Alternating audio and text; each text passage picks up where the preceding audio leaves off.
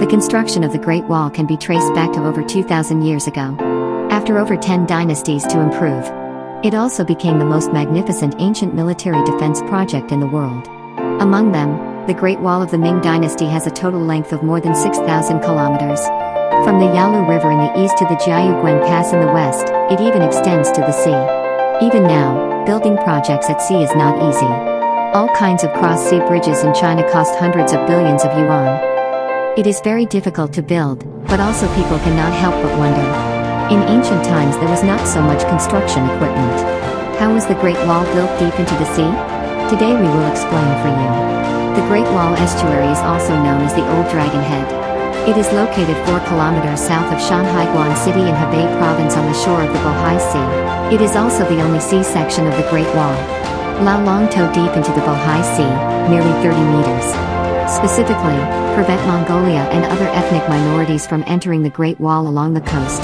The south of Shanhaiguan always looked a great crisis. In 1564, Mongolian cavalry invaded Shanhaiguan. It was winter, and the sea was covered with a hard layer of sea ice. To prevent enemy cavalry from circling the wall through the ice, the soldiers cut through the ice, but the sea froze with it, failed to achieve the desired effect. Later, the construction personnel specialized in field exploration and research. An unprecedented marine construction scheme was established under the conditions of the time, and creatively built a high wall in the sea. It has improved the weak links in the coastal area of the Great Wall. After over 10 years of preparation, in 1579, the construction of the Great Wall into the sea began. The Great Wall is made up of huge blocks of granite. These granites come in 2 main sizes. One is a strip 1 meter long, 0.4 meters wide and 0.3 meters high. Another kind of similar square, 1 meter long, 0.7 meters wide, 0.6 meters high. Besides, ancient people also built an innovative wall cofferdam. Irregular stones surrounded the wall deep in the sea. Similar to the current Hong Kong-Zhuhai-Macao bridge artificial island construction. The stones weigh 2 to 3 tons and prevent the water from moving.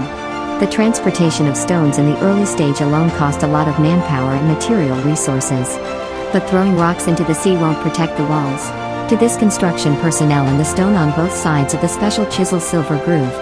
When casting a city, pour molten iron into the silver pot. Next, place the adjacent stones closely together.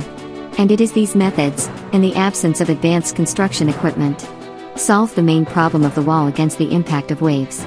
Like modern cross-sea architecture, the construction of the Great Wall in the sea also laid the foundation.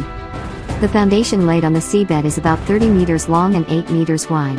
They are made of huge stones. Before building the city, the builders used the low tide to build cofferdams.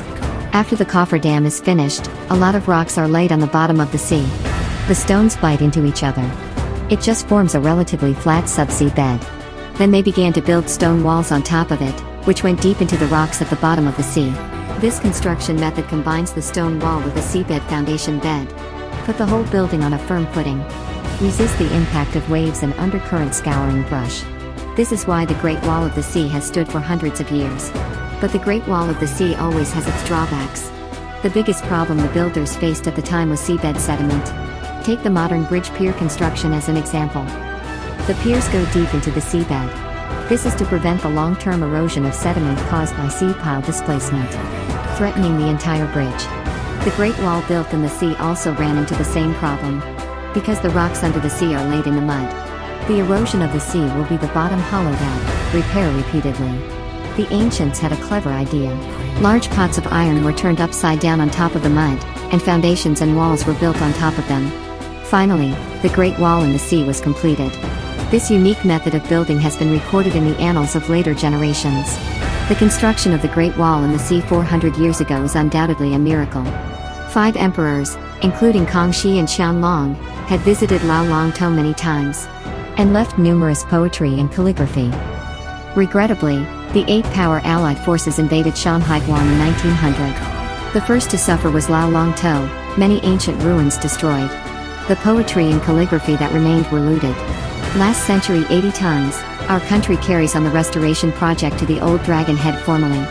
The first phase restored 43.5 meters of the Bunhai Great Wall with a total investment of 9.56 million yuan. The second repair wall 180 meters, Lao Long To is the Great Wall Dragon Head. Its restoration has aroused great attention and support from Chinese and overseas Chinese. Overseas Chinese alone donated 1.5 million yuan. Engineers and technicians also completed the entire restoration work under terrible conditions. Now Lao Long To is one of the top 40 tourist attractions in China. When you get on the old Dragon Head, facing the rough sea, faced with toughness, it's a spectacular view of the huge waves blowing away the snow.